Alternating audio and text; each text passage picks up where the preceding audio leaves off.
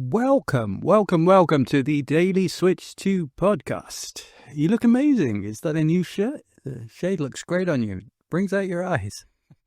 Can you tell that, like I said in the last episode, I'm really trying to be positive with this one. This is a celebratory episode.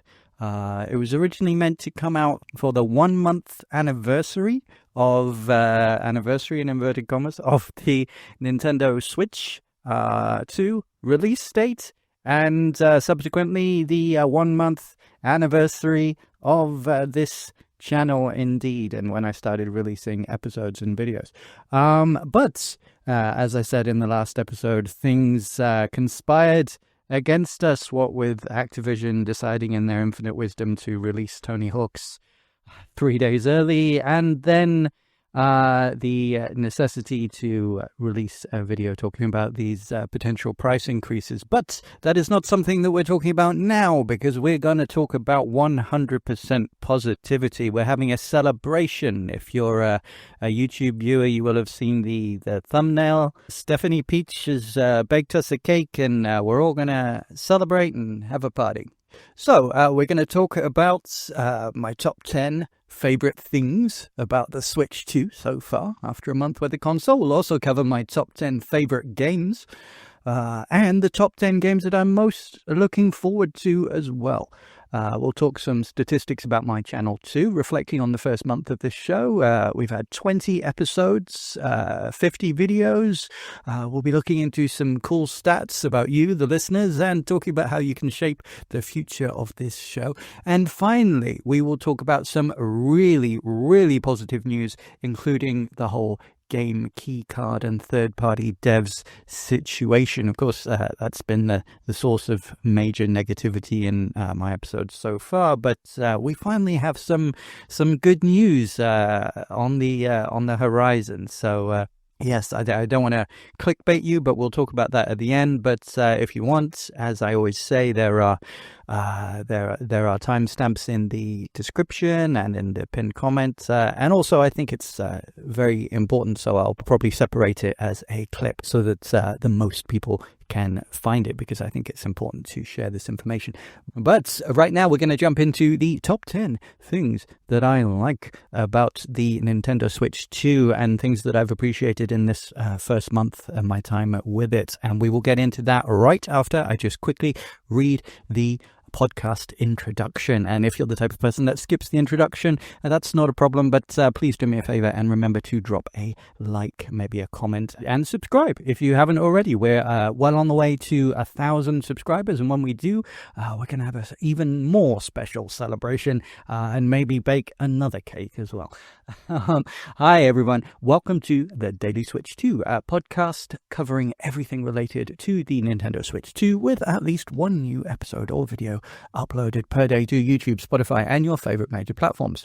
My name is Sam, and I've been a gamer since the 1980s. I've worked in the entertainment industry since I was a teenager, including as a games journalist, producer of gaming documentaries and shows, and I'm even programming multiple indie video games, including 4, which will be released on the Switch and hopefully Switch 2, so be sure to subscribe and follow the show for the world-exclusive news on those as they drop.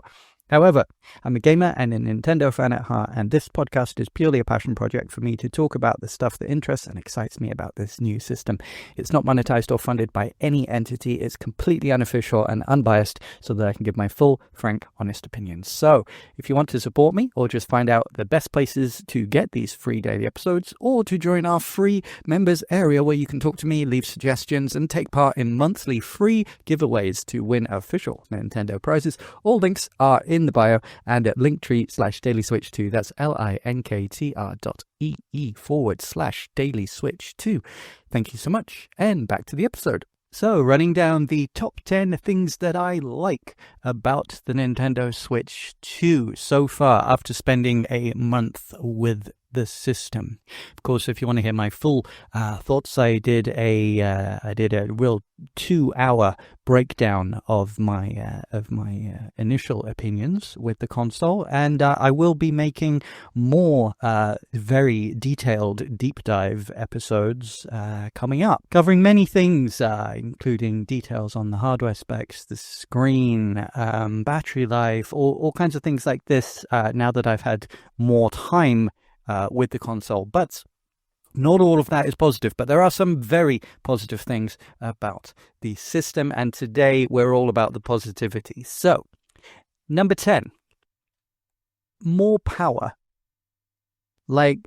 I am a game dev, as I mentioned in the introduction, and as many of you know if you're a repeat listener. Frankly, the Nintendo Switch one was a fantastic system from a third-party perspective, and as a dev, especially for indie games and retro-style games. But it's old technology, isn't it? It wasn't exactly the height of tech specs at the time when it launched, and now kind of 8, maybe 9 years later, the Switch one is really a little bit long in the tooth as far as performance, and many games, even Nintendo's own first-party titles, struggle to keep a good frame rate and not have hitches. And for me, as a dev, more power in this Switch 2 is absolutely fantastic. It's basically the same thing as the Switch one, but more powerful. And I mentioned in a previous episode that that's exactly what I wanted. I was a guest on another podcast a few years back, and I was asked what did I want the Switch 2 to be, and I basically said, look, I'm worried that Nintendo sometimes likes to, throw a wild card and not do what people are expecting, and release something like gimmicky and innovative, but it doesn't always pay off. And I said, really, with the follow-up to the Nintendo Switch, what I personally wanted was just a more powerful version of the Switch 1, so that we could continue making the same type of games and having the same type of experiences, but with a bit more power under the hood, so we as devs have more flexibility.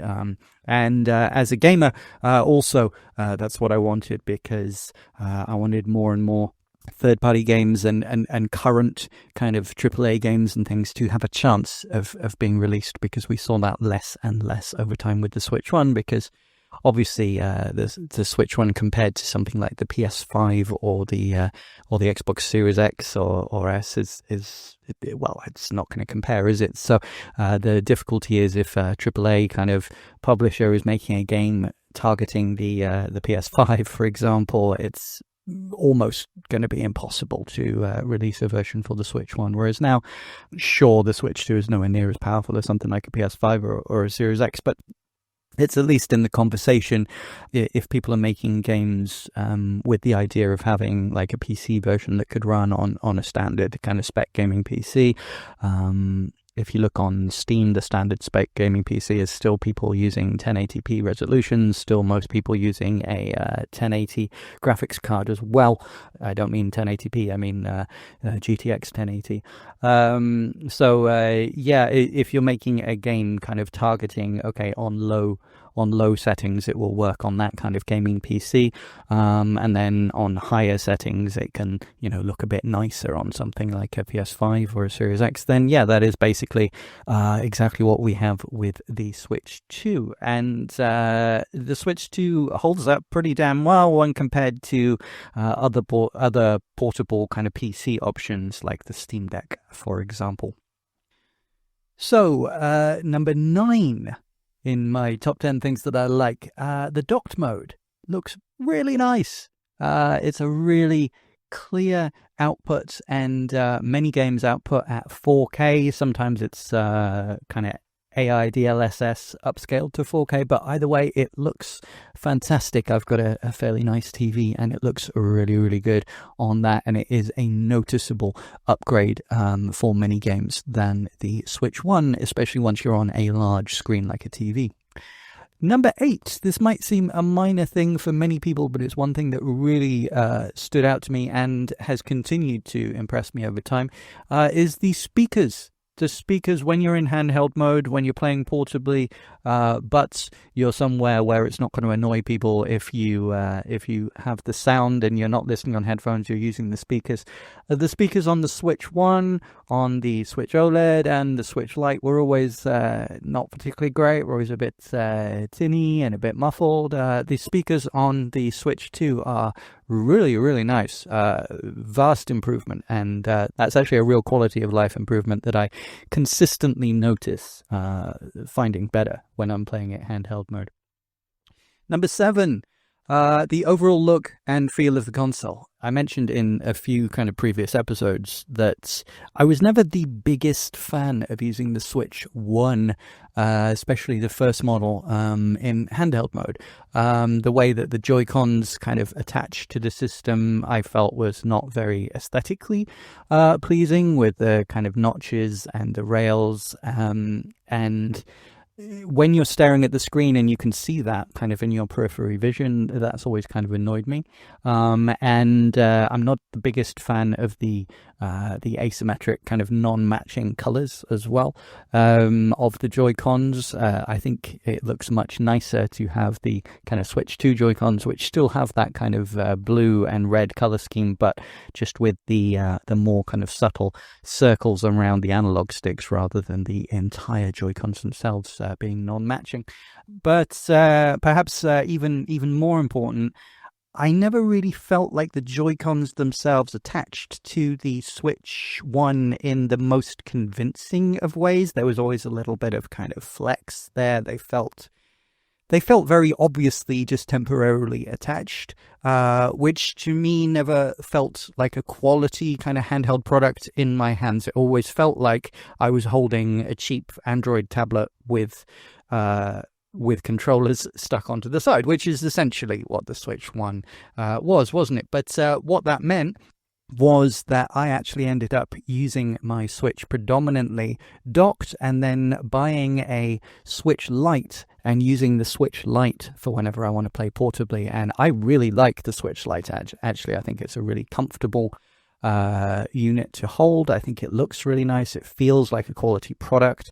The issue is having to constantly switch between the Switch Lite and the Switch being docked. Nintendo didn't make it the easiest thing to play games on more than one Switch at once. You had to kind of keep swapping between which, you save files and which game was allowed to be played on which system. It was a bit complicated, whereas now the Switch 2 is, to me, it works so much better as far as the actual switching function of going between docked mode and handheld mode, and even using in tabletop, it works far better than the original Switch 1 mode. So yeah, the Switch 2, when you're holding it handheld, to me it feels like one unit. It feels together, it feels convincing, and it looks nice as well. It doesn't look like a tablet with things kind of awkwardly stuck on the side, because of the way that they kind of nestle into the side and hold on with the magnets. It's a much nicer experience, in my opinion, in handheld mode, and it makes me a lot more likely to want to switch between docked and handheld. So again, I'm sure many people didn't have a problem with the Switch 1 or the OLED, but for me, it was never as perfect an experience as it could be. It felt a bit like almost like a kind of beta or like a first gen prototype, whereas the Switch 2 feels more like the finished product, and I'm very happy with that. Number 6 in my top 10 things I like, the sticks and the buttons are a vast improvement. The analog sticks, they feel so much nicer, so much smoother. They have a bit more travel. They're a little bit larger. I don't like the fact that they're not Hall effect. I am worried about might there be Joy-Con drift in the future.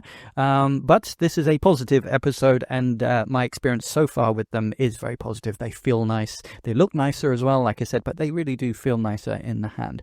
And the buttons themselves, the kind of the 4 diamond buttons at least, are bigger and clickier and nicer, and they're just easier to reach, and they feel nicer. And because the sticks and the buttons are nicer, it means that I am more likely to maybe try putting the Joy-Cons into the Joy-Con grip and using it as a separate controller at a push if I don't have a Pro controller with me, whereas I never really liked the Joy-Cons or the Joy-Con grip really for the Switch 1, whereas on the Switch 2, because of the bigger Joy-Cons, bigger buttons, bigger analog stick, and nicer feeling buttons and nicer feeling analog stick, it does feel more like a proper controller when you have the Joy-Cons in the grip, especially if you have the charging grip, which I still feel should have been included as part of the package. But we're being positive, so we're not going to get into that.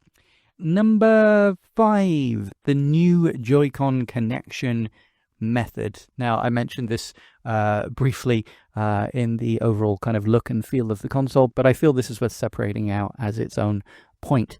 The magnetic connection is really, really cool, really satisfying. It works really well. It makes a cool noise, and it feels satisfying to do. It's almost like a kind of fidget toy, connecting and disconnecting with the button on the back. But the best thing about it is that when they're in there, they're really in there. They feel attached. As I said, my main problem with the kind of Switch 1 was the kind of flex that there was when you were holding it together. It never felt one as a unit, whereas with the new magnets, once the Joy-Cons are attached, it basically becomes a complete handheld system, and it doesn't just feel like, an Android tablet with cheap Chinese imported Bluetooth connectors that you've bought on eBay to connect to your Android tablet. No, it's a proper handheld unit, like I felt about the Switch Lite, or indeed any Nintendo handheld before that, obviously, like the DS's and the Game Boy Advance, etc. Number 4, things that I like and I've been enjoying about the Switch 2. Some backwards compatible games just outright run better. A lot of Switch 1 games, they don't really advertise it, but I've found by experimenting, if you put Switch 1 games into your Switch 2, they will almost certainly load faster. Many of the times the frame rate will be higher, will be better. You won't have as many skips or frame drops, and that's just wonderful. That's wonderful. That's really nice to have, especially as I said, some games just didn't run that well on the Switch 1, so it's nice that some of the games run better without even needing extra patches or without needing updates. They just run better because the hardware is stronger. Now, if I was going to be negative, I would point out that the backwards compatibility isn't perfect, and there are some games which don't run perfectly. But that's not what we're going to get into in this positive episode. Well, in the positive episode, we're going to talk about the games that do run better and do work better, and it's many of them. It's many of them. The extra power really is used well by the system, and it's great that it can be transferred over to the Switch 1 games as well. Number 3 kind of ties in with number 4 is the free updates that are offered, especially by Nintendo, but there are third parties that do as well. Free updates offered to Switch 1 games. Now, there's 2 kind of ways to look at that. You've got the games where you buy the Switch 1 version and then you get a free update to a Switch 2 version, like with No Man's Sky or Civ 7.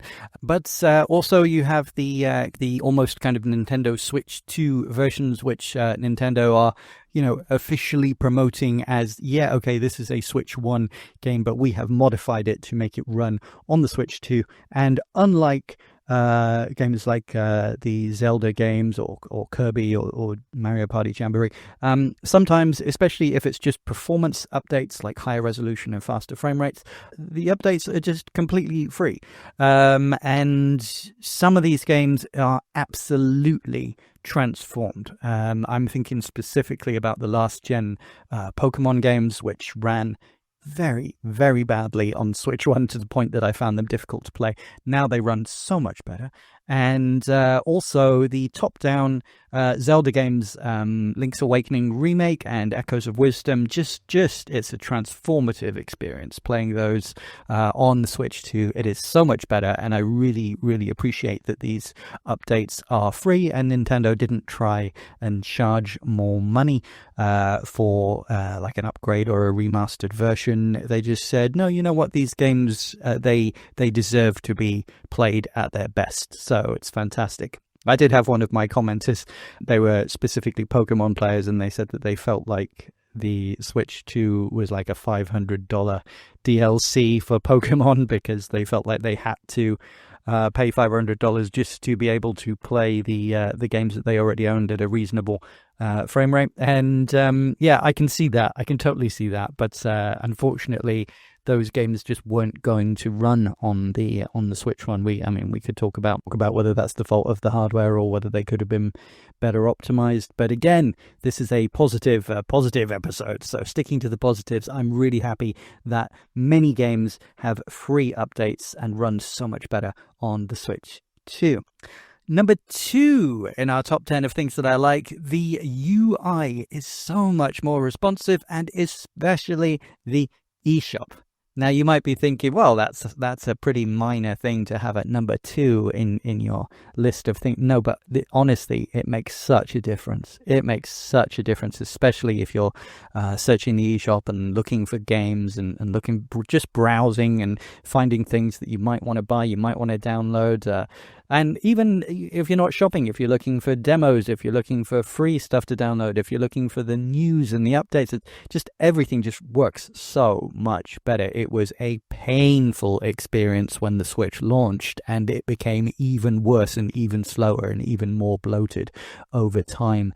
Nowadays, I find the eShop really frustrating on the Switch One. And as a dev myself, that's not good, because if people aren't encouraged to spend a lot of time browsing games, looking at things to buy, you're not going to sell as many games. Whereas if it's a fun, pleasant, pain-free experience, you're more likely to spend time on there looking through stuff and considering your options. So yeah, and the UI, I still feel that the personality of Nintendo UIs of previous systems was a bit nicer, a bit more friendly, things like, music and the nice little touches. I always felt the Switch 1 UI was a bit clinical, and you could say that about the Switch 2 as well. But it runs so much better, it's so much smoother, and it does offer more options for customization of folders and things like this. So yeah, honestly, it's a very big upgrade. And also just switching in and out of games, going from the game to the UI and then to the UI and back to the game, it's just it's compared to the Switch 1, it's practically instantaneous. So I really, really appreciate that. It just makes the whole experience of using the console so much more pleasant. And then number 1 in the top 10 things that I like about using the Switch 2 after playing with it for a month, new games. The new games to play that exist now, and the new games to look forward to in the future. Obviously, that's always going to be the number 1 most important thing with a games console. It doesn't matter how good the games console is if there's no games for it. And so far, I think the games lineup for the Switch 2 is pretty good, especially if you don't own other consoles or you aren't a PC gamer and you haven't played many of the games that are being re-released on it. I can imagine, for example, somebody who has never played something like Yakuza or Hitman or Hogwarts Legacy or Sonic X Shadow Generations or Street Fighter 6. You've never played any of those games before, and suddenly you've got a Switch 2, you have access to all these titles. It's a fantastic launch lineup, isn't it? And Nintendo first-party games are always what people predominantly want to buy the Nintendo consoles for, and of course they're well known for their quality. And while I do have some issues with Mario Kart World, it's still a quality product, and Donkey Kong Bonanza looks amazing, and there are so many other games coming up in the future that I'm just so looking forward to. But we will get onto that with my top 10 games I'm looking forward to later. But yes, number 1 thing out of my top 10 favorite things to do with the Switch 2 obviously is the games. And so far, the launch games and the games released since launch, overall the quality has been very good. I'm not sure I can think of a single officially released Switch 2 game that I would say is actively bad. I don't think there has been one.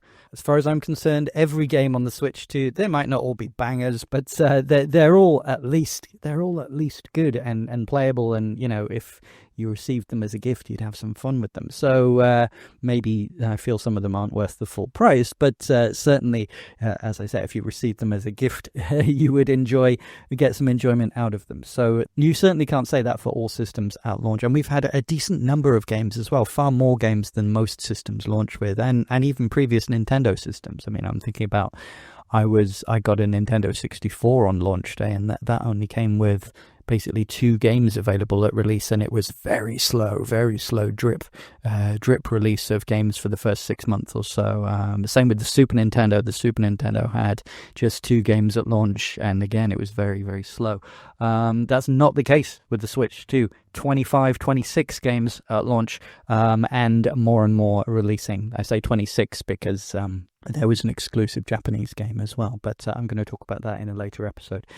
So yeah, the game's the most important thing, and maybe then we should go straight into my top 10 favourite games for the Nintendo Switch 2 so far, yes? I mean, honourable mentions, I suppose. I'm not going to include Mario Kart in my top 10.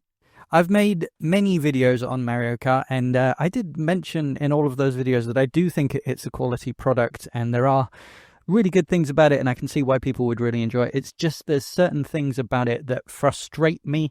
I am autistic, and the things that frustrate me about the game actually frustrate me so much that I find it difficult to play, and with the updates that they've done recently, it's actually made it slightly worse. But I can absolutely understand that to other people, those issues won't bother them at all, and they will really enjoy the game and have fun with it. And this is a positive episode, so I don't want to be overly negative about the game. So I'm going to give it an honourable mention and say if it's your type of thing, and if the little niggles with it won't bother you, yeah, obviously Mario Kart's a great game, obviously.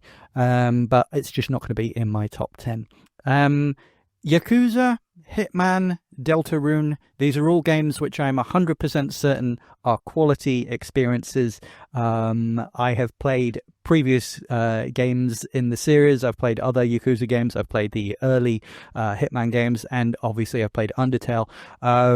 But I've not actually played Yakuza 0, the Hitman Kollection, or any of the episodes or chapters of Deltarune, so I can't give an opinion on them, but I'm sure they're really good. But because I've not played them, obviously they're not going to be in my top 10. And similarly, there's plenty of RPGs that have released, which I'm sure are quality titles, but I've either not played them or I've not had enough time to really get into them. I'm thinking Ride Out, I'm going to talk about in another video. That's clearly a quality experience, but I've only played like the first hour of it to give it a try. Bravely Default, Kunitsugami, and Survival Kids. I'm still intrigued about Survival Kids from Konami. Let me know in the comments if you've played Survival Kids. Is it good? Should I give it a chance?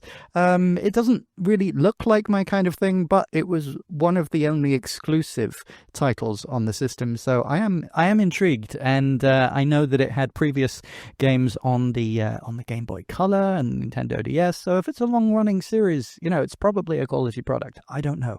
Let me know in the comments. But that's honourable mentions. I'm not going to be including RPGs that I haven't played enough, but that to be able to give a full opinion on. But that doesn't mean that they're not good games. So let's get into my top 10. Top 10. Number 10, I'm going to give it to Zelda Tears of the Kingdom. Now, to some people, they'll say, well, why isn't that in the top 3? And Breath of the Wild should be there as well. I'm not going to include Breath of the Wild, but I'm going to talk about it here with Tears of the Kingdom.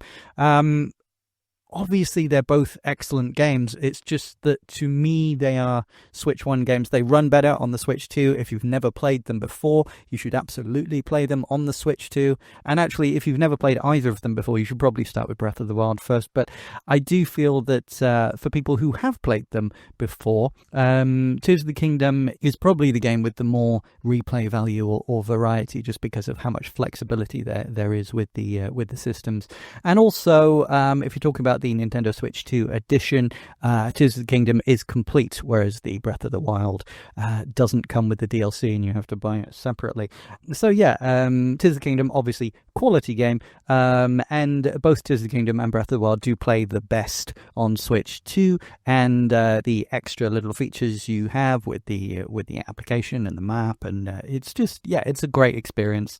But it's an experience that most of us have already played, you know, tens or hundreds of hours playing on the Switch 1, so that's why it's not further up in the top 10. Number 9, I'm going to give it to Tamagotchi Plaza.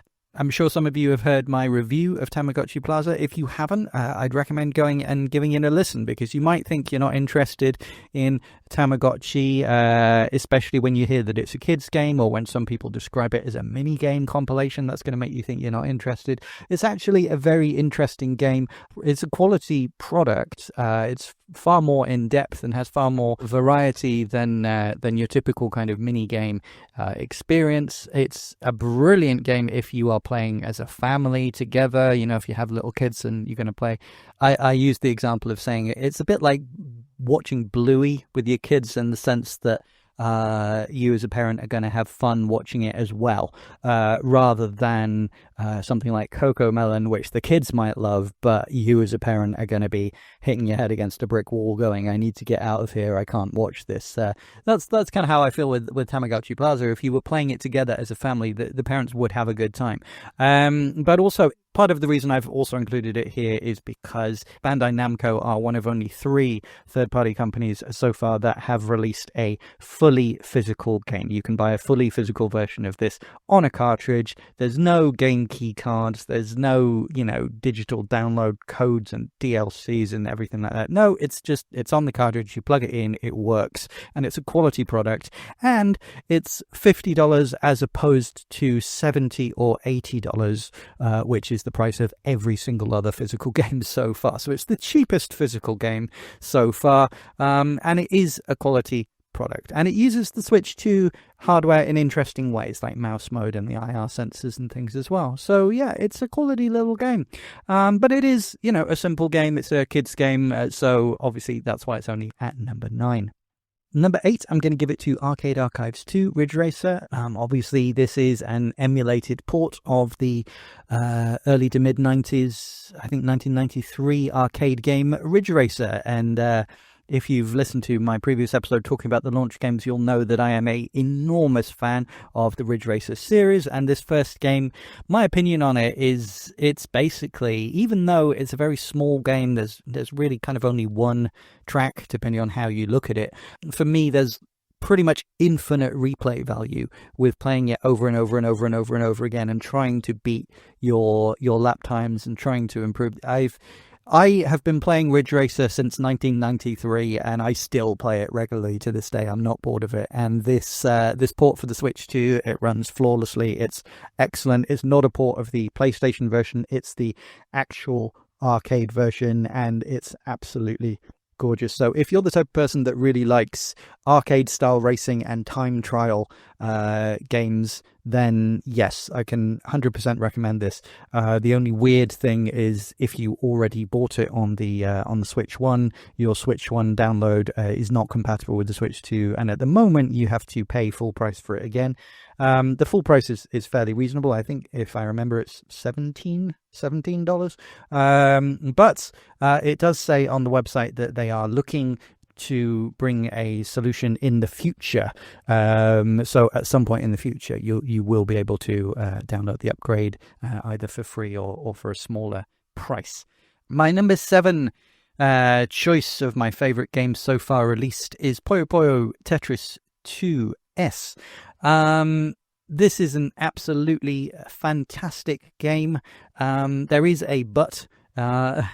Again, I put out a entire episode reviewing this game and going into a deep dive on the history of Tetris and the history of Puyo Puyo and the Puyo Puyo Tetris series. Basically, this is an absolutely excellent game. The only issue is, if you buy the Switch 1 version, it's going to be cheaper. It's going to have more players online and the full game on the cartridge, whereas this is a game keycard. That's not entirely Sega's fault, but we've got into that before. What is Sega's fault, though, is they don't offer an upgrade path, and they don't allow Switch 1 players and Switch 2 players to play against each other in multiplayer, which is crazy.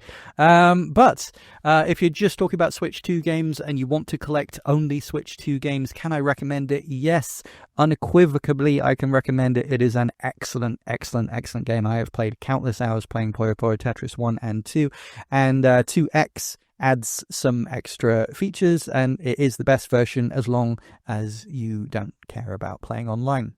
Number 6, No Man's Sky, Nintendo Switch 2 edition. Again, I put out a small video on this, not a full review, but a kind of 6-7 minute clip talking about my opinions on No Man's Sky. No Man's Sky is an excellent game, and although I haven't personally played the Switch 2 version, I have had multiple comments from people saying that they play it on their Switch 2 and it is an excellent version, so I've no reason to doubt that, and I can 100% recommend No Man's Sky. It's an excellent game with near unlimited playability. You know, it's one of those games of, if it was the only game that you owned, you would be okay. you could still get enjoyment out of it, and you probably wouldn't get bored if you're the type of person who enjoys that kind of style of gameplay loop of exploring space, discovering. I'm sure most of you know what No Man's Sky is, but if you don't, yeah, go check out my my previous little video on it. Number 5, I'm going to give it to Rune Factory Guardians of Azuma. And do you know what? I've only played it a little bit so far, but from what I've played so far, absolutely it deserves to be here, and as I play it more, it might actually raise up even higher than number 5. But for now, I'm placing it at number 5.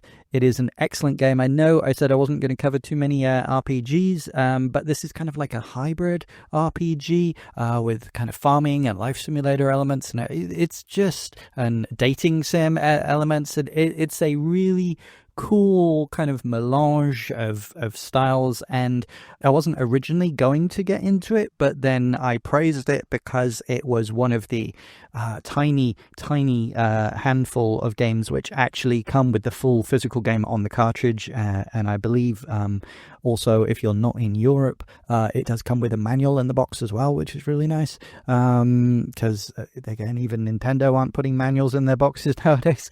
And as I've covered in previous episodes, I want to support Marvelous, the publishers. I really like their ethos. I really like what they're doing. But then I have had countless people, like many people in my comments in multiple videos, telling me that they have bought Rune Factory Guardians of Azuma and they are really enjoying it and they really recommend it. They're really getting into it. I had so many people telling me, oh, you must play it, you must play it, you must play it. So yes, I bought it. I've played it. I've only played it so far for I don't know exactly how long, but a few hours. Not enough to do my full review of it yet, but I can tell you it is a fantastic experience. I really like it. It's clearly a good value game in the sense that there's so much to do. It's a quality, polished experience. There's so much variety to it. I can't imagine getting bored of it anytime soon. And it is a full physical release from a really reputable publisher that I want to encourage to continue to release excellent games fully physically. So yes, Rune Factory Guardians of Azuma, highly recommended, and my number 5. Number 4, for similar reasons, Cyberpunk 2077 Ultimate Edition. Everybody knows the story of Cyberpunk, about how it launched in a not very good state, but then over time it got better and better and better. And yeah, for me, this is a game that lives up to the hype. It is typically, I'm not a kind of AAA open world person, but yeah, no, this game is really cool. It's got such a cool aesthetic. The story elements are cool. The driving is great. The combat is great. I like pretty much everything about Cyberpunk 2077. And on the Switch 2, it runs amazingly well. Yeah, it's not going to look as good as on an absolute top spec PC or the PS5 or the Series X or something like that, but it runs way better than on the Steam Deck, way better than on the Xbox One or the PS4. And CD Projekt Red put the game on the cartridge, the full game on the cartridge, include things like a manual and stickers and nice little inserts in with the package. It's fantastic. I can't recommend it enough. You know, unless you are a child or you only play family-friendly 100% content, I don't see any reason not to recommend Cyberpunk 2077. And it is the #2 best-selling physical game on the system, and I believe it's within the top 5 downloads for the system as well. And it absolutely deserves that. It's an excellent game and a real showcase for what can be done graphically with the system as well. And CD Projekt Red have done this exactly how they should have done. I did, by the way, I want to add a correction to myself here. I did, in a previous episode, cast some aspersions and say, well, CD Projekt Red, yes, they should be commended for releasing it fully physically on the 64 gig cart. Also, on the Switch 1, they were one of the few companies that released their games on a 32 gig cart as well for a AAA and not require extra downloads. We talk about Witcher 3. And I said, well, that either means that they're really into preservation and they really truly believe in putting the full game on the cartridge, even if it means that they'll make less profit per sale, or it means that Nintendo really wanted their AAA amazing game on the system at launch, so they cut them some kind of deal. Now, that might still be the case, but I've subsequently learned something that I didn't know. CD Projekt Red are the owners of GOG, G-O-G, Good Old Games. And Good Old Games is a company that I absolutely adore. I 100% am behind their mission, and their mission is basically preserving games history, keeping old games alive, making old games playable on modern PCs, and every single one of their games, yes, it's a digital storefront, but the games have no DRM, and if you buy a game from GOG, you can back it up on hard drives, you can copy it anywhere, you can port it to different systems. There is no DRM whatsoever. So they obviously are a company that really does care about video game preservation. So yeah, maybe that is why CD Projekt Red made sure that the entire game is on the Cyberpunk cartridge and was on the Witcher 3 cartridge as well, even though that meant using the most expensive cartridges for the Switch 1. So yeah, fantastic. And my slight casting aspersions of, well, maybe they got a deal. Well, maybe they did, but it sounds to me that even if they didn't, they are a company that would want to preserve the games and wouldn't want to use a keycard. So yeah, fantastic. CD Projekt Red, well done. Well done, CD Projekt Red, and thank you for GOG as a developer and as a fan of retro games, especially old PC DOS retro games and Windows 95, Windows 98 games. I really, really appreciate what GOG does. I think they're fantastic. Number 3 in my top 10 favorite games on the Switch so far is Street Fighter VI. Years 1 to 2 Fighters Edition is the full title. Street Fighter is a series that I have a huge amount of history with. I am an enormous fan of Capcom's fighting games. Street Fighter 2 was actually the reason why, as a Sega head, I bought a Super Nintendo in the first place. Is one of the reasons that I got into Nintendo gaming was because I wanted to play Street Fighter 2. And Street Fighter 6 is the best Street Fighter game in years, and the Switch 2 version is really good. Now, if I was going to be negative, I would point out the fact that it's a game keycard. I would also point out the fact that the DLC is not included with the game keycard. It's a separate code, so there's some issues there. But frankly, I want to put out a full review of Street Fighter 6, and I will cover all of that in detail there. But on the positive side, it's a fantastic game. It's a really, really, really good conversion of a fantastic game. It plays almost flawlessly. And if you don't care about the DLC, you can even pick up the base version for $40, and $40, frankly, that's a bargain. It is a really, really good game at its core. This is a really good version of it. And if you're even slightly on the fence, but you're a fan of one-on-one fighting games, I can absolutely recommend Street Fighter VI, and this is a great way to play the game. Number 2 in my top 10 is Sonic X Shadow Generations. Again, this is a game that I'm going to put out a full review of. I just need to get the time to put out the Street Fighter, and ever since launch I've been meaning to put out a Sonic X Shadow Generations and a Street Fighter VI review, because those are 2 launch day games, but they're games that I have a lot to say about. I want to talk about the history of Sonic games, both the 2D and 3D Sonic games. I want to talk about the history of Street Fighter 2 and Capcom's fighting games, but I also think there's interesting things to say specifically about the Switch 2 versions of both Street Fighter 6 and Sonic X Shadow Generations. I am an enormous Sonic fan. I'm an enormous platform game fan. And for now, before the release of Donkey Kong Bonanza, Sonic X Shadow Generations is the 3D platform game on the system. It's absolutely an excellent port of an excellent game, and in some weird ways is even slightly better than the PS5 version, but I'll get into that in my review. But what I will say is, if you are even slightly into 3D platform games or have ever enjoyed a Sonic game in the past, Sonic Generations is considered one of the best modern Sonic games, and the extra shadow content is simply sublime. It's absolutely excellent.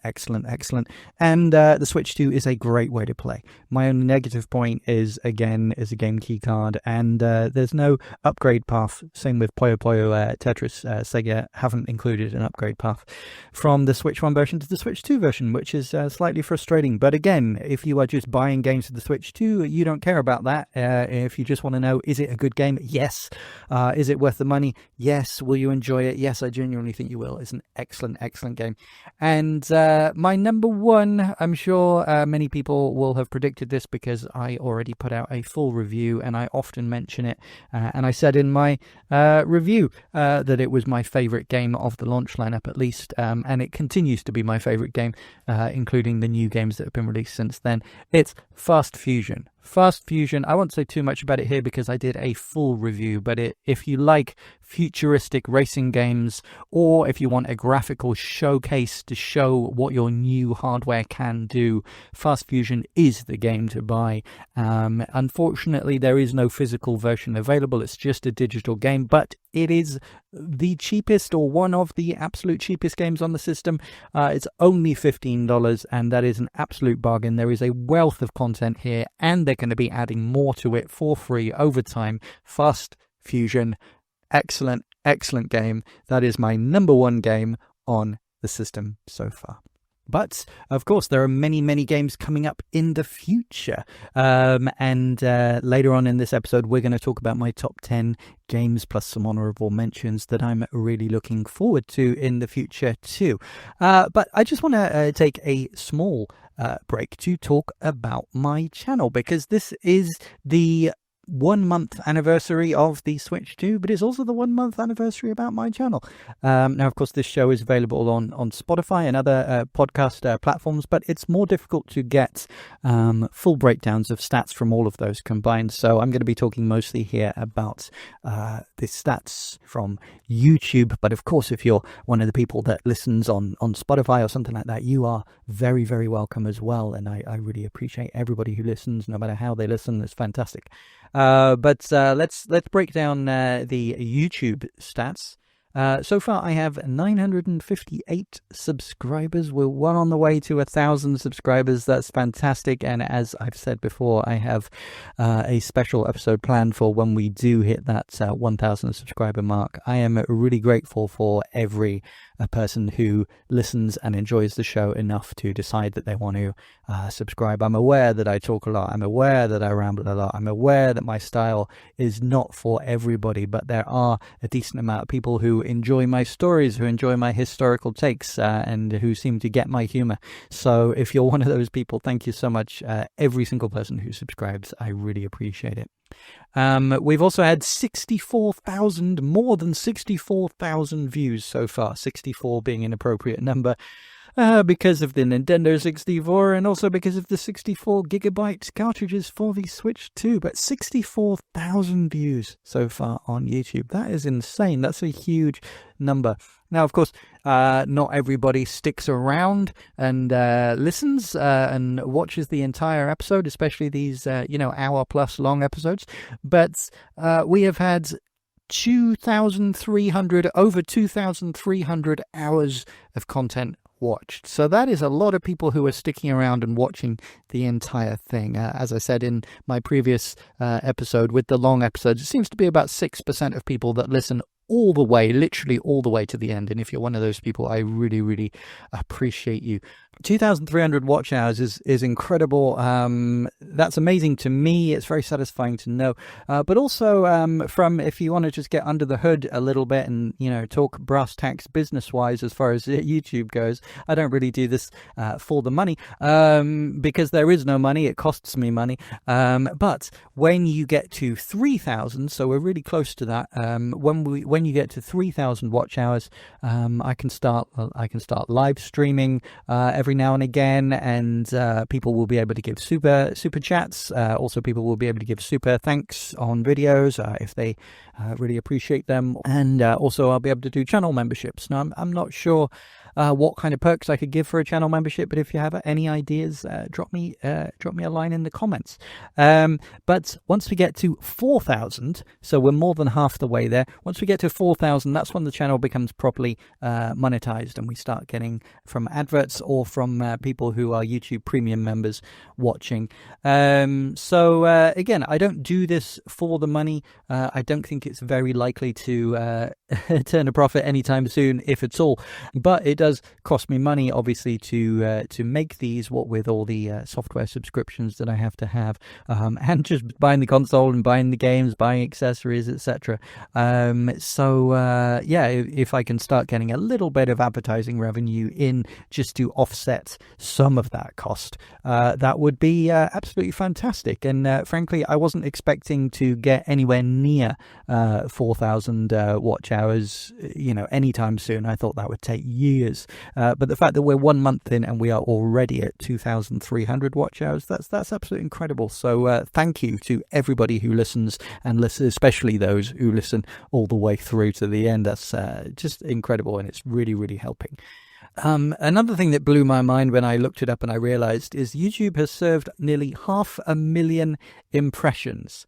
So that means that my little thumbnails that I slave over, I don't know how many of you notice or appreciate, but I put in a lot of effort into my thumbnails. I'm not complaining. It's actually one of the most fun parts for me, is thinking of the ideas for the thumbnails.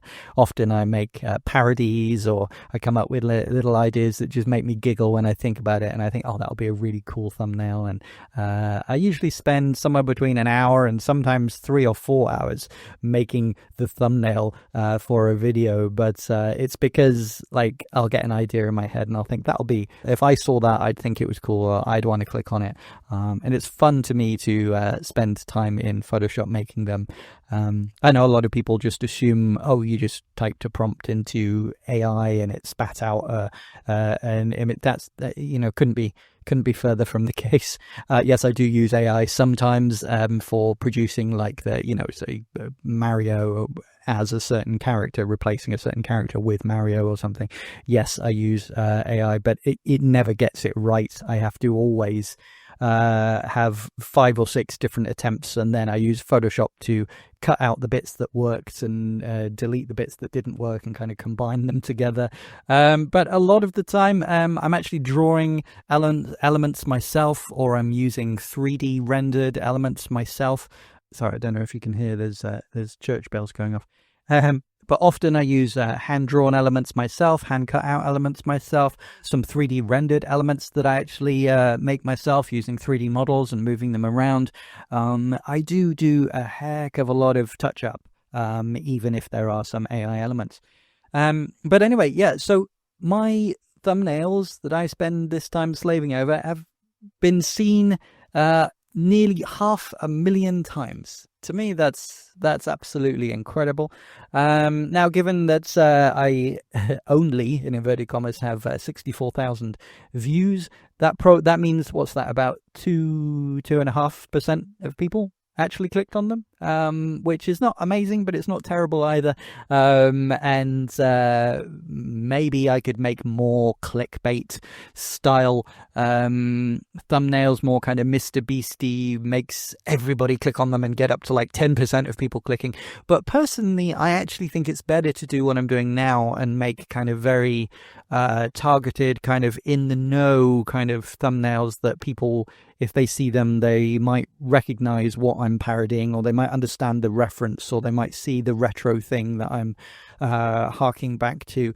And I hope that means that even though less people might be clicking, it's a higher quality of people who click because they have a better idea of what they're getting into. And if somebody sees my humor and finds the thumbnail funny, they're more likely to appreciate my humor in the episodes. That's my theory anyway.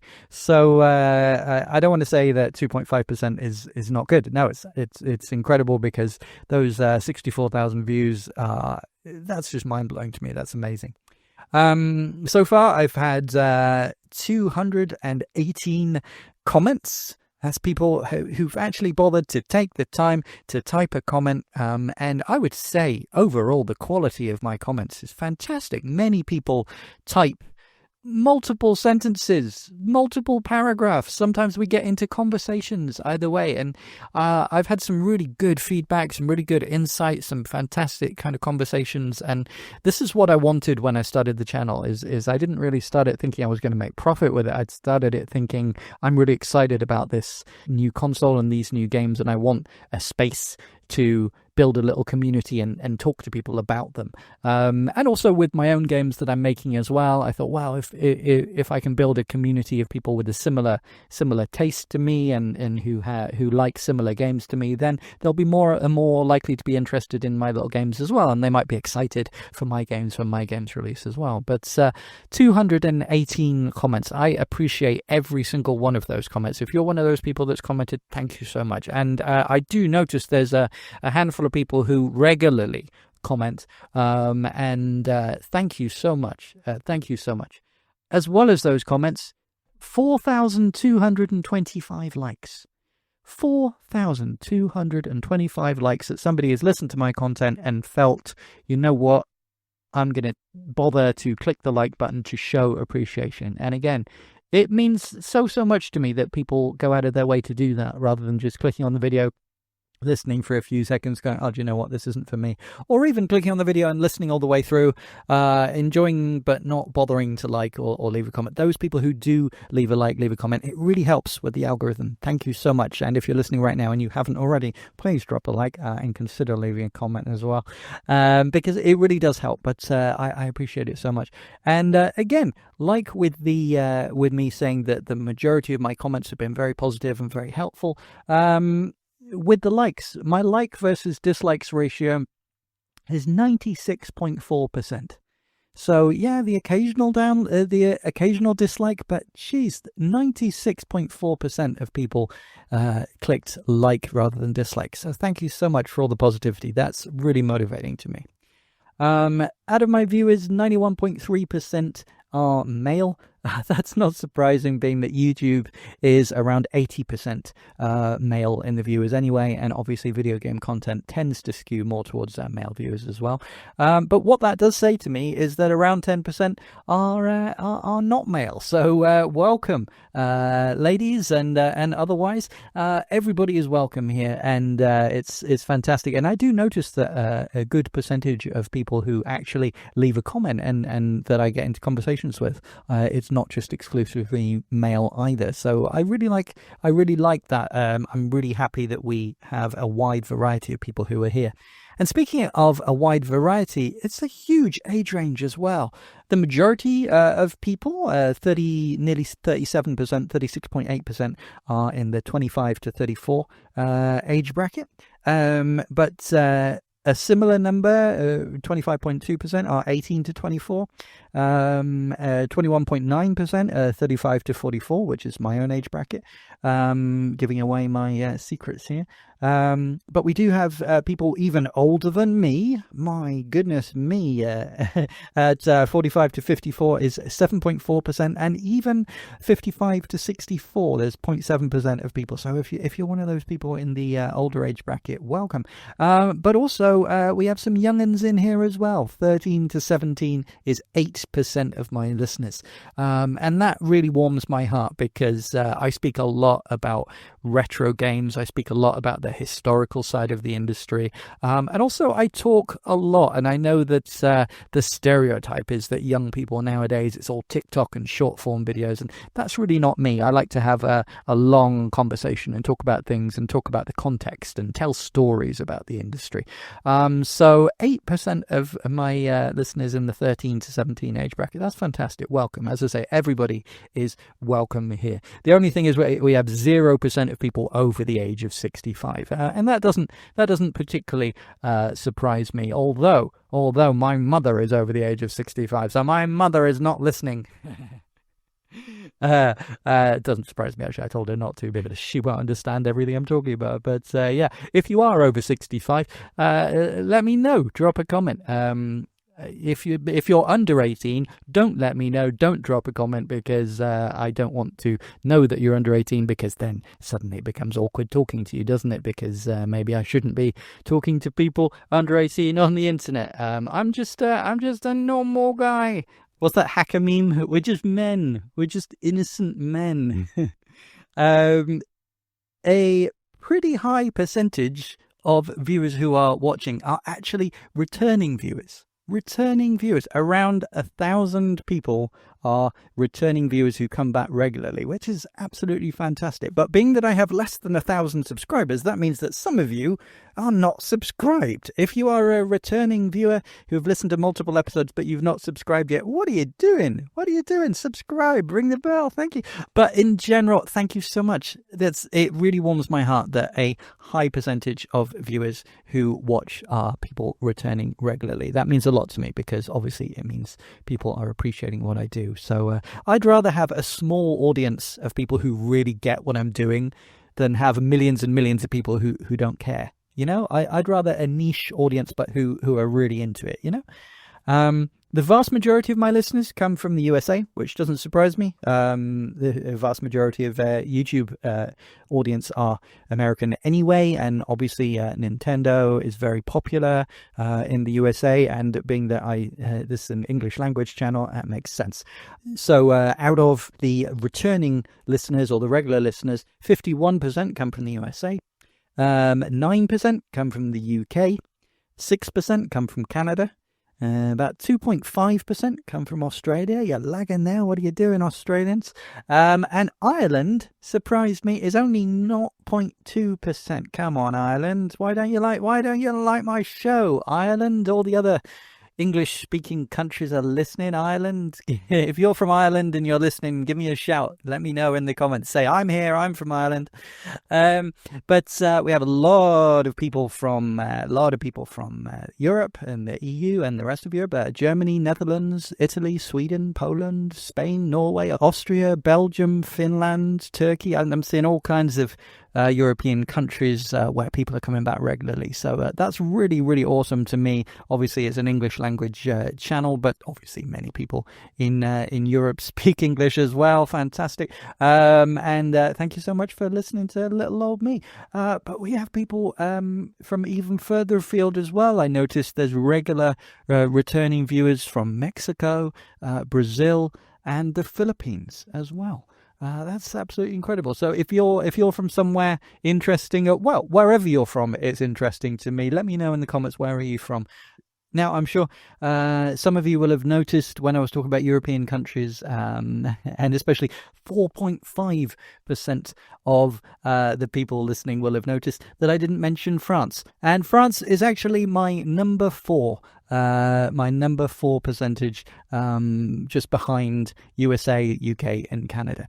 And that makes me very happy to hear, because France is very near and dear to my heart. I do, some people will have noticed that I do every now and again slip into a bit of French. The other day I used the expression maladroit to describe myself rather than clumsy, and then I corrected myself to clumsy.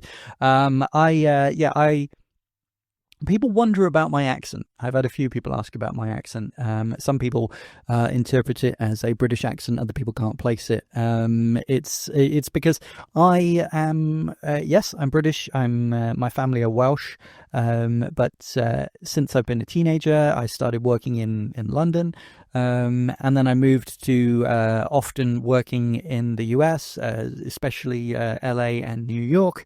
And nowadays I spend a lot of time living in France. I absolutely love France. I'm a bit of a Francophile.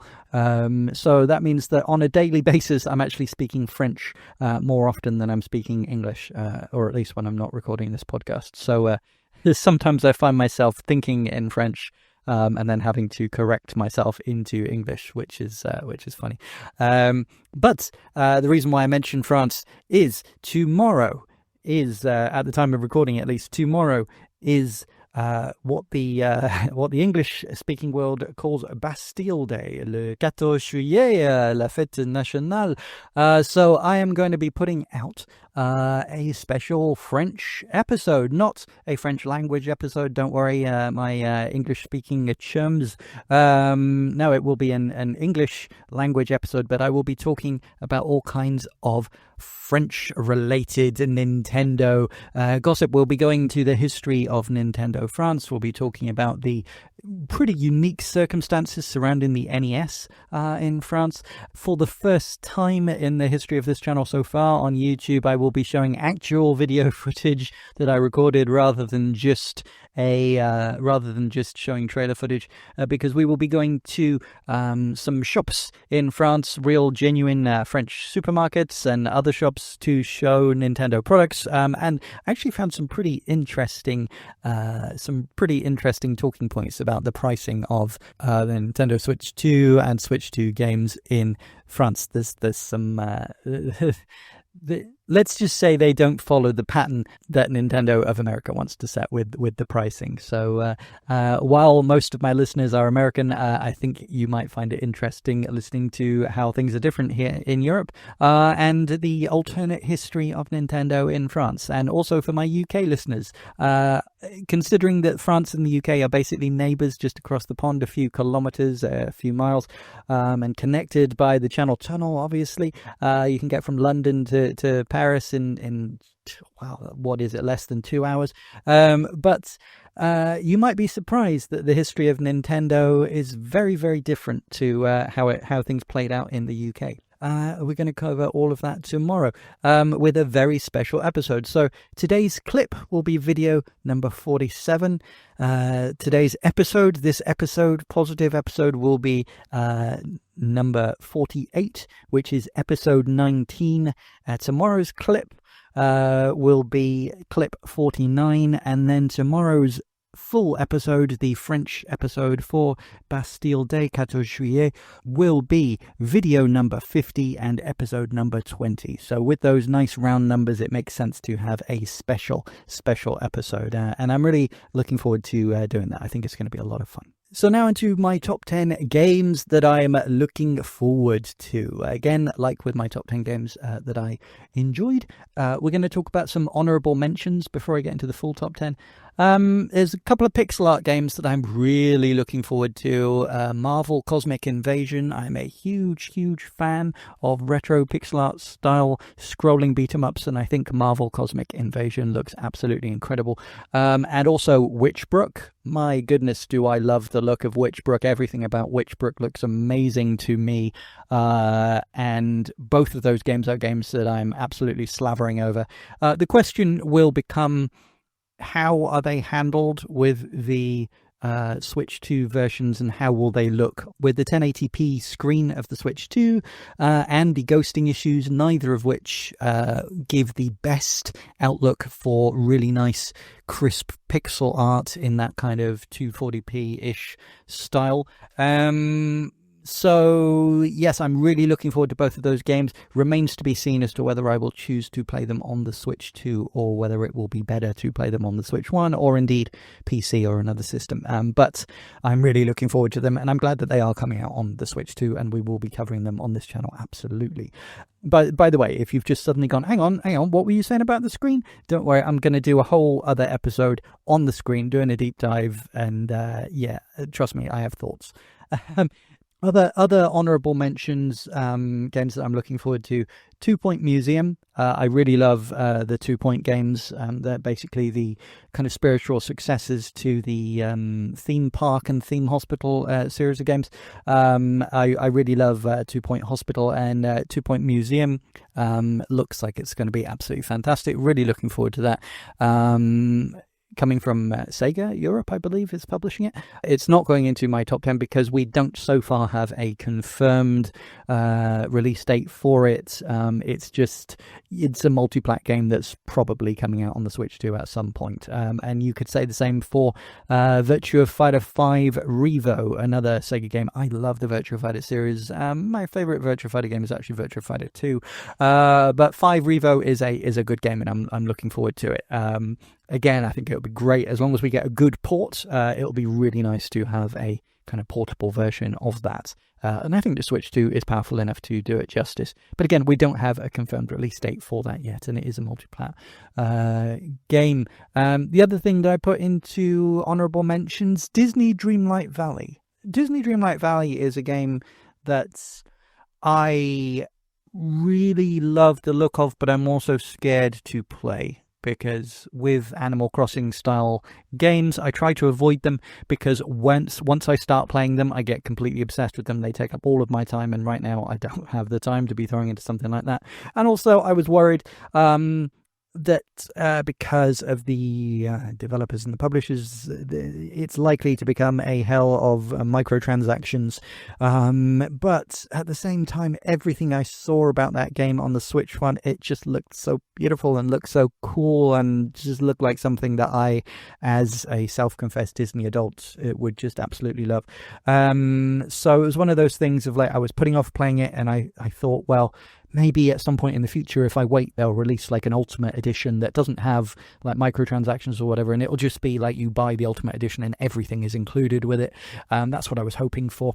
So the Switch 2 version has been announced, but we don't know any real details about it so far. So it's on my most wanted list if it ends up being a physical release and all the content is on there. If it's a free-to-play game or you know, not even a free-to-play game, but with everything being microtransactions and all DLC and stuff, then I'm less interested in it. But if they do release like an ultimate version or something, I will be 100% down to buy that. Final Fantasy VII Remake Intergrade. Yes, I love Final Fantasy VII. It's the original Final Fantasy VII, one of my favorite games of all time. And the remake came out in 2020. I played it on the PS4. I played a little bit of it. I didn't play it all the way through because I played it to see what it was like, and did I like it? Yes, it plays really well. I love the graphics. I love what they did with it. What I don't love is the fact that it was just a small part of the game. It was like kind of chapter 1. Didn't get very far into the story, and part of me was like, well, I want to wait until all the parts are out because I don't trust that they're going to continue developing this, because it seems very expensive. And if they get part of the way through, they get like part 2, part 3, and then they go, oh, we're not going to release more parts because it's too expensive. That would really frustrate me if I couldn't play the entire story from start to finish. So yes, I bought it out of curiosity to see, do I like it? Do I like the style? Yes, but I didn't play it all the way through. I haven't played Rebirth, which is part 2, at all. But you know, true to my fears, Rebirth came out in 2024, whereas Remake came out in 2020. So it took 4 years to get part 2. And so far, we haven't got part 3. So, yeah, on the one hand, yeah, I would love to play Final Fantasy VII Remake. And if I'm going to play it, I will play it on Switch 2. That sounds fantastic. But I kind of want to wait until all 3 parts, or I don't even trust that it will be 3 parts. I think it'll be 4 parts. Maybe they'll stretch out the end of the game into 2 because, you know, they want to sell more copies and make more money, don't they? They've said it's going to be a trilogy, but I personally wouldn't be surprised if it gets split into 2. So yeah, but this is a positive episode. Yes, the prospect of playing Final Fantasy Remake on the Switch 2 is very tantalizing. I just hope that we will get all parts of the game on Switch 2, and if we get all parts of the game on Switch 2, then absolutely yes, I will ravish playing through the entire thing. So now that's my honourable mentions down. Let's get into the top 10 of what I'm looking forward to. Number 10, Mortal Kombat Legacy Kollection with a K, as was the style at the time. I am a huge fan of the original Mortal Kombat games. Mortal Kombat 1, 2, Ultimate Mortal Kombat 3, Mortal Kombat Trilogy. I kind of fell off a little bit once they switched into 3D, although some of the recent games have been a little bit better. I enjoyed not better, it's not that they weren't good, it's just they weren't necessarily to my taste. I really enjoyed Mortal Kombat 9.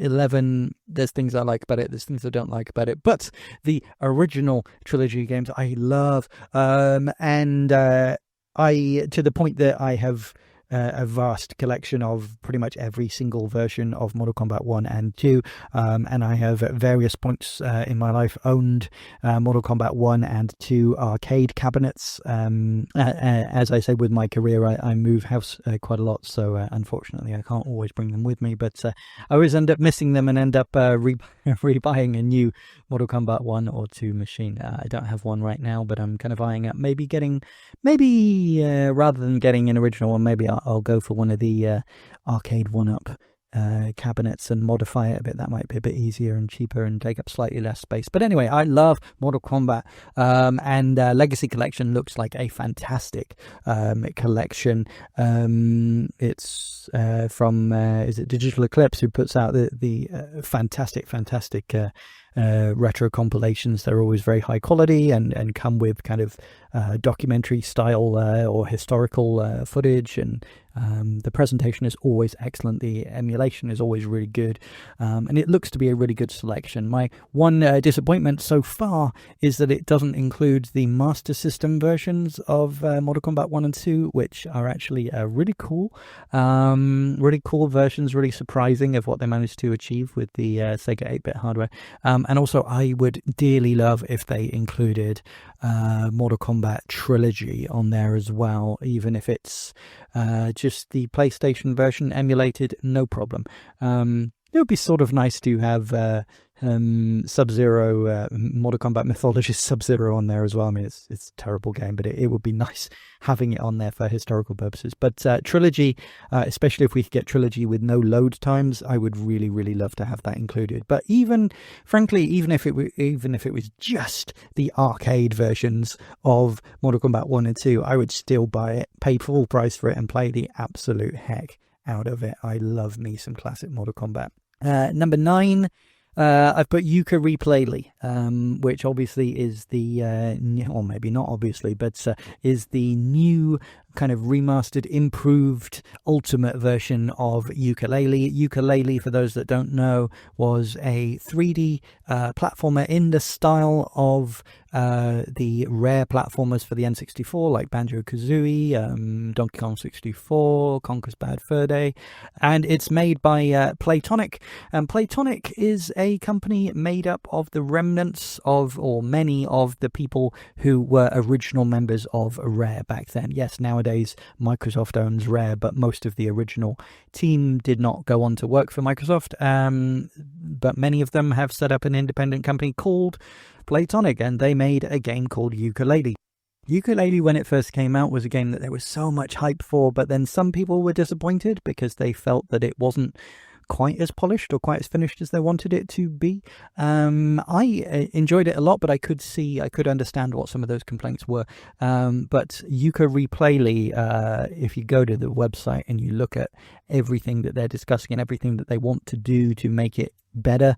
It really does look like the ultimate version of that game, and it looks like it'll sand off some of the rough edges. And could there be a better system to play a modern rare 3D platformer on than the Switch 2? I don't think so. And frankly, that's what we're getting with Donkey Kong Bonanza. There's a lot of Donkey Kong Bonanza that really looks like it's kind of Rare inspired and will appeal to people who enjoyed those old Rare games.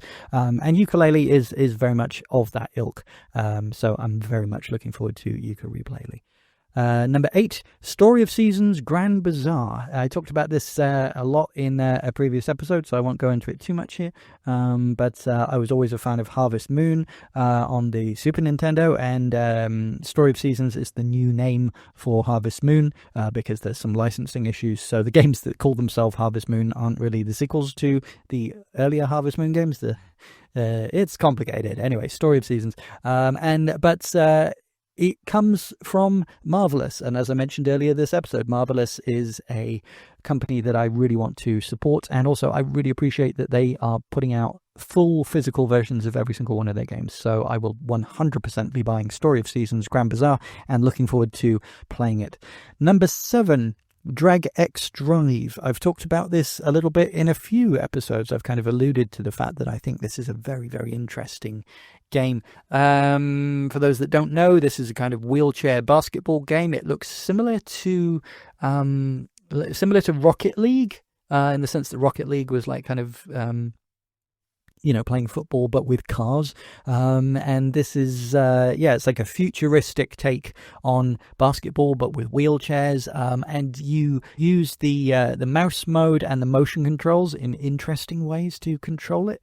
That looks like it could be a bit tiring and it could be a bit gimmicky, but at the same time it also looks like it'll be really intuitive and quite fun. So I imagine this will be the kind of thing that you probably won't want to play for hours at a time, but just to kind of break out and play like a 10-minute match, either local multiplayer or against somebody online, I imagine could be really, really fun, and could become a very kind of competitive thing along the lines of how Rocket League has.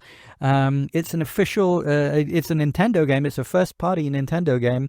The only kind of disappointment for me is they have decided to release it as digital only. There's no physical copy at all. It's not even like game keycard or anything. No, it's just a digital only game, which for a first-party game is a bit of a shame, because it feels like it might get buried, because a lot of people who are into Nintendo first-party games, they like to physically collect things. So they might interpret Nintendo releasing it as a online only, digital only experience as meaning that Nintendo maybe don't have very much faith in it. I don't know, but it looks really interesting, and what's good is it's only $20. So that's a bargain price, especially for a first-party Nintendo game. And this is a proper game. It's not like the $10 for Welcome Tour, which isn't really a game now, is it? Drag X Drive is a real game. It does look fairly simple, fairly basic, but it also looks like something that could play really well and could be really good fun, really good competitive game. So I'm really looking forward to it, and I think it will be a good kind of proof of concept of the mouse controls. So I'll be doing a full episode on Drag X Drive. Let me know in the comments what you think about it, because I think it's going to be a controversial one. I think some people are going to love it, other people are going to think this is pointless, other people are going to think it's a wasted opportunity and maybe it should have been fleshed out more into a kind of full package a la ARMS, or into a mini game kind of compilation with multiple sports using motion controls a la Wii Sports. Let me know what you think in the comments. Is it a good idea to just release the one sport by itself for $20? Do you think it could take off? I don't know. But yeah, I'm really looking forward to giving it a try and playing it anyway. Number 6, Kirby and the Forgotten Land Nintendo Switch 2 Edition plus Star-Crossed World. That's a terrible name. I hate these really long, protracted titles. Obviously, Kirby and the Forgotten Land is a Nintendo Switch 1 game. I've mentioned already that I really love 3D platformers, and yeah, it's a good one. It's the first kind of proper 3D Kirby game, isn't it? And it's really good. I really, really like Kirby and the Forgotten Land. Nintendo Switch 2 editions, I'm usually not that excited about, but It's the Plus Star-Crossed World that's really getting me interested in that. They're charging an extra $20, which implies, given Nintendo's pricing structure, implies that the Star-Crossed World section is going to be pretty substantial, is going to be a large addition to the game. So it's a game that I already like. It's going to be available with presumably better graphics, more, higher resolution, higher frame rate, better graphics, smoothed up a bit. But it's the extra content that I'm looking forward to the most there, Star-Crossed World. So I loved the original game. So more of it, yes please. Obviously, I'll be doing a full episode on that when it comes out too. So if you're not already, subscribe. Number 5, Daemon X Machina, Titanic Scion. This is another Marvelous game. So again, as I said, I want to support all Marvelous games when they release. It's going to be a full physical release, so I'm going to buy it and have it proudly displayed on my shelf. But Daemon X Machina, the first game was a game for Switch 1, which I thought was really, really cool, really, really stylish. I thought it was a series that had a lot of potential. But the more I watched the trailer for Daemon X Machina Titanic Scion, the more I just, it looks so cool. It looks so stylish and so cool. It's the kind of, when I was young, I loved Transformers, and it's the kind of, well, I still love Transformers, who am I kidding? But it's just, there's something about it that just really, really appeals to me. And not just Transformers either, if any of the kind of Japanese anime mech stuff appeals to you, this game is going to be right up your street. It just, to me, I look at the trailer and I just see a quality title. And then the fact that it's also getting released on a full physical cartridge, obviously it's in my top 5. Narrowly beating it, number 4. Is Metroid Prime 4 Beyond. Obviously that game's also coming out on Switch 1, but frankly the Switch 2 version is going to be the way to play it, isn't it? Because Metroid Prime is always about super impressive graphics and smooth playability, and Metroid Prime Remastered on the Switch 1 is one of the most graphically impressive games on that hardware. So I'm really looking forward to seeing how Metroid Prime 4 turns out on the Switch 2. I think I even heard that it would be 4K 60 or maybe even 120. I can't remember. I should have checked before recording this episode. But this is a kind of positive, laid-back, chill episode. So we're just having a chat. But yeah, I'm really looking forward to Metroid Prime 4. I'm a big Metroid fan. Frankly, I actually prefer the 2D Metroid games, but I do really like the Metroid Prime games as well. They're always quality products. And Metroid Prime 4... we have been waiting for that. How many years have we been waiting since that game was first announced? I can't remember. But it's been years. It's been years and years and years. What we've seen of it so far, it looks amazing, doesn't it? So, that's number 4. Number 3, in my most looked forward to games, Pokemon Legends ZA. I know Pokemon Legends is a spin-off series. It's not a mainstream game, but I really loved the first Pokemon Legends.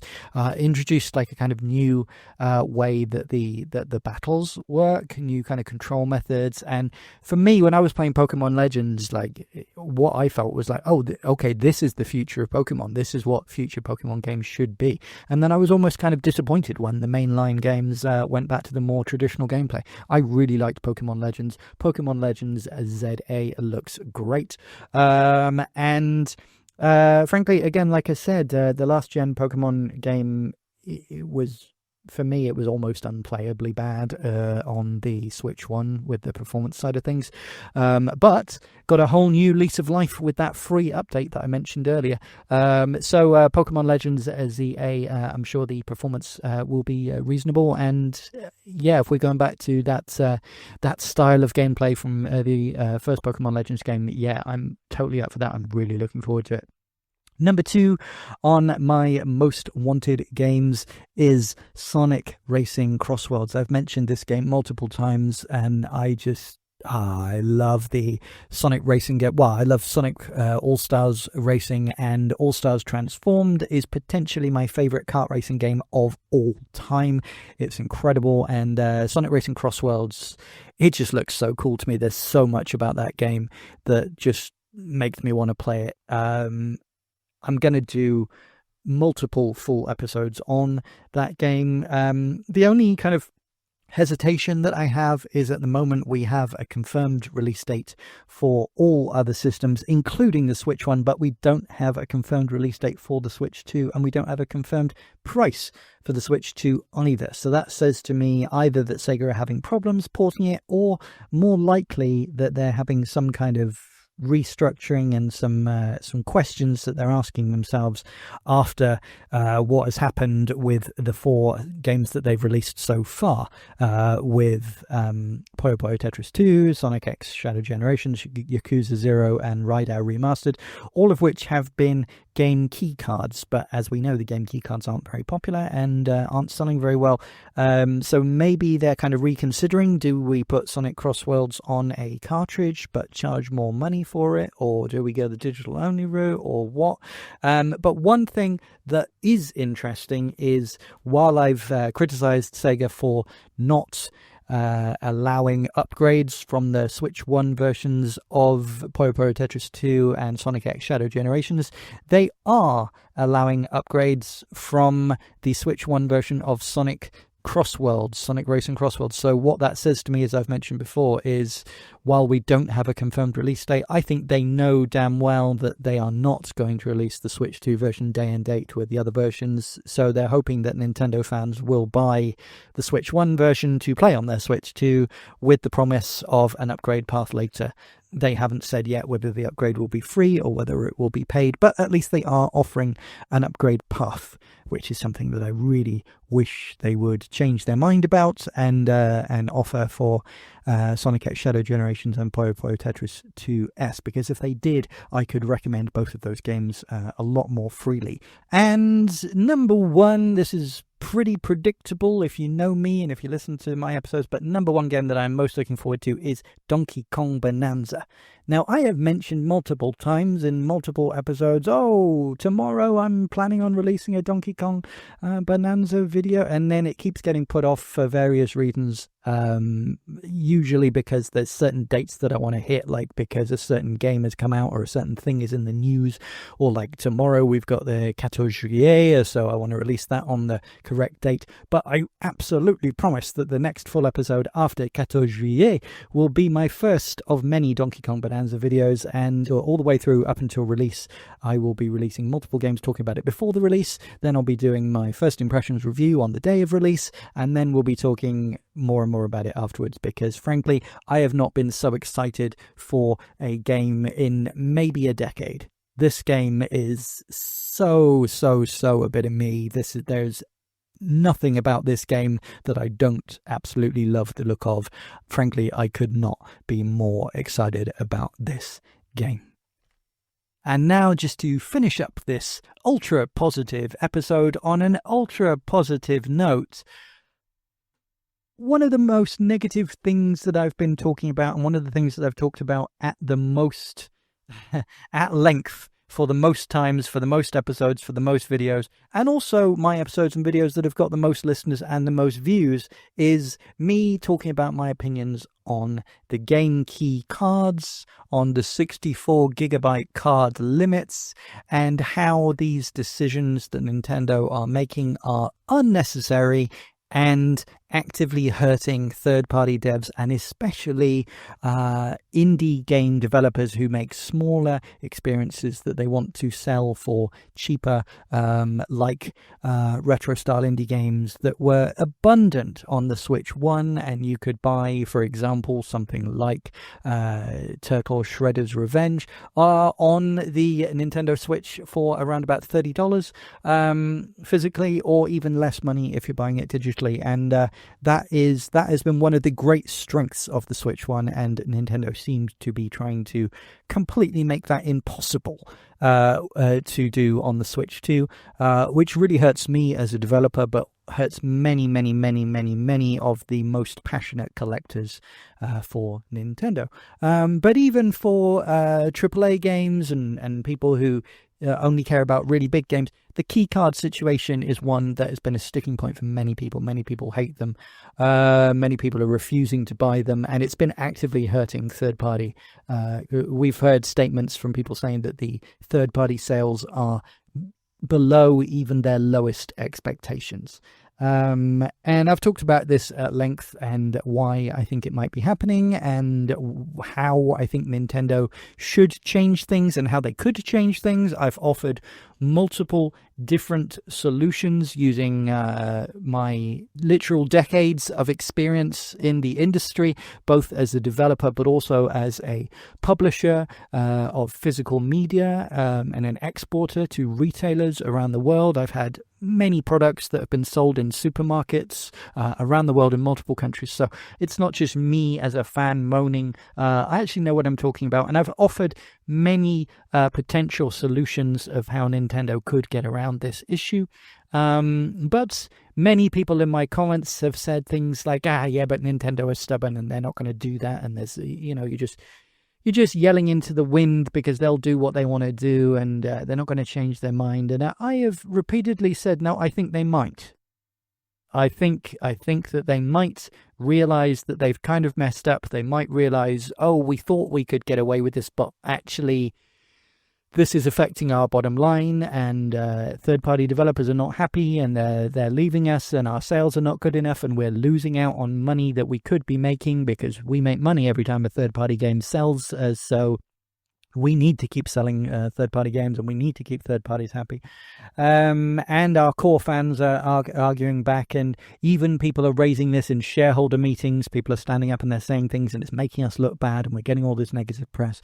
I have repeatedly said in comments replying to comments that people have left that I think there's reason to believe that Nintendo may change their mind and may be open to doing the right thing.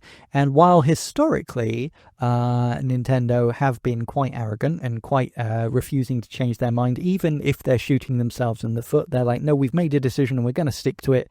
Even if it hurts us, even if the public are demanding something different, we're going to do what we want to do. Historically, that's how Nintendo were. But again, I have repeatedly said in recent years, and by recent years, I mean in the last kind of 5 years or so, there have been several times when Nintendo have maybe not bowed to pressure, but at least listened to what fans are talking about online and what things are being most often requested by fans, and they seem a little bit more willing to change their mind or to bend to the will of fans at least a little bit. So I've said repeatedly, I don't want to be all doom and gloom, and I do feel that it's important to be positive and important to say to Nintendo and appeal to them and say, look, this, yeah, I get what you're doing. Here's everything that's great about what you're doing, but here's ways that you could improve. I think it's better not to just be super negative and just demonize them and say, oh, they're doing this because they're evil, or they're doing this because they're stupid, or they're doing this because they're greedy. I think it's important to kind of meet them at where they are and say, no, look, you're doing a lot that's good. You're doing a lot that's good, but you did even more that was good with the Switch One, and you've kind of backpedaling and ruining some of that. You don't want to do that. You want to go back to doing what you were doing before. And I've repeatedly said that it's possible to look at all of this with a positive outlook. And because this is a positive episode, we're talking about positive things, it is fitting that at the time when I'm recording this, there are news stories going around that actually back up what I've said might be the case and what I hoped might be the case, because Nintendo have been sending out email questionnaires to their Japanese mailing lists, their Japanese customers. Nintendo have been sending out questionnaires asking their Japanese customers what their opinion is specifically of game key cards. And what can that tell us? What that tells us is they have realized that this is a problem. They've realized this is something that is affecting a lot of their consumers. There's a lot of talk on social media. There's a lot of talk in shareholder meetings. And what they want to know is how many of their base customers actually care about this point. And some people have said, oh, Nintendo don't care about English-speaking companies. Nintendo don't care about Nintendo of America. Nintendo don't care about their American fans, don't care about their European fans. There's no point you making videos in English or episodes in English talking about this because they don't care. They only care about Japan, and it's up to the rest of the world if they want to buy it or not. They're very arrogant. They only care about Japan. Again, I don't necessarily think that that's true. I think that was true in the past, absolutely. I don't necessarily think that's true now. But I think the kind of new management in the company has a lot more of a worldwide outlook. And actually some of these decisions that they've been making seemingly have been made because they're almost being inspired by what a lot of Western publishers and Western developers are doing, which is not necessarily good. As I said, some of the tactics that they've been copying have been copying companies like Activision and EA and Ubisoft, which is not what we want Nintendo to do.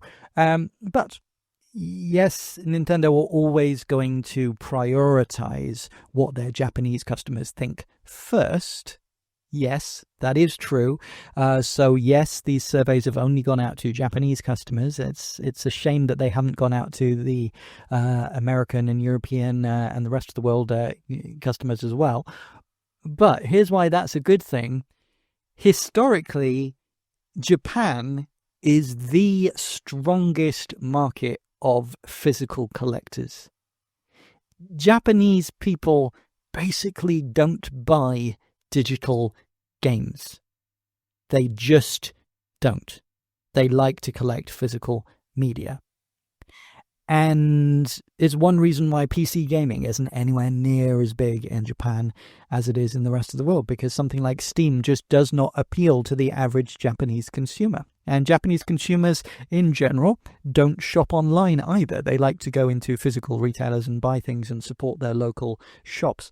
So yeah, asking Japanese people what their opinion on the keycards is a really good sign, because I have a very strong feeling that a large amount of their customers are going to turn around and say, we hate these keycards, stop making the keycards, we want the full game on the physical card, that's what we want to buy, and we're not going to buy the keycards. So I actually think that sending to just Japanese customers, they'll probably get a higher percentage of people who say, no, we don't like keycards. Whereas if they sent out to every single person who's subscribed to the Nintendo of America mailing list, for example, there's probably a lot of casual consumers who are signed up to that mailing list because they want to get the occasional discount code or whatever. And they have no idea what a game keycard is, and they don't really care. I think they'll actually get a higher percentage of people responding negatively if they only email the people on the Japanese mailing list. So for us who aren't in Japan but don't like game keycards, it's actually, I think, a very good thing. So what does it tell us? Does it mean that keycards are going to go away? No, but it does make it extremely likely that they are going to be used less and less, and Nintendo are going to look into, okay, what solutions can we offer to third parties? And as I have laid out in my videos many times, there are multiple options that are open to them that are very easy, that are very cheap, that wouldn't really require any extra investment from them. Just a little change in policy, a little change in contract here, a little change in how you can use the trademarks there. And those solutions are not things which are exclusive to me. I'm sure I didn't come up with these ideas. These are obvious ideas which anybody in the industry could tell you. I'm sure Nintendo knows about them anyway, which is why I've implied in the past that the reason why they didn't use them was essentially arrogance, because they were trying to force things in a particular direction that they wanted. But the fact that they are sending out this email says, oh, maybe we messed up. Maybe we tried to push this direction too far. Maybe we can go in this direction in the future with the Switch 3 or the Switch 4, but right now the public are not buying it. And they realize, and the solutions are obvious, and the solutions are easy. So to me, I would say it's extremely likely that we will start to see more options being offered to third parties to release cheaper cartridges, so they don't have to buy the 64 gigabyte cartridge for $17, or reducing the price of the game key cards, but making it easier for people to release multi-plat games, maybe release Switch 1 versions in Switch 2 packaging that make it obvious that it's compatible with both. There's so many different options that they can offer, and all of those options would be better than what we currently have. So yeah, we don't really have any news right now. The only news is they've sent out these questionnaires, but my God, it is such a good sign. It is such a good sign. And frankly, I can't imagine an outcome where the general Japanese public would respond to Nintendo and say, no, we love game key cards. Keep doing it. Keep doing it. That's just not going to happen. That's not going to happen. And the mere fact that they're sending out the email in the first place tells us that Nintendo are at least open to change. They realize there's a problem. They realize they messed up, and they're looking for solutions. So that is where I'm going to end this episode. But what fantastic news. What a fantastic way to end this positive episode with a positive outcome. This is something that I've talked about at length. And sometimes it felt kind of hopeless. I almost got emotional, not emotional like angry, but emotional like upset at how much Nintendo seemed to be fumbling the bag with third parties in this generation. And it looks like that could be changing. And that's a wonderful, wonderful, wonderful thing, and really makes the future of the Switch 2 look a heck of a lot brighter.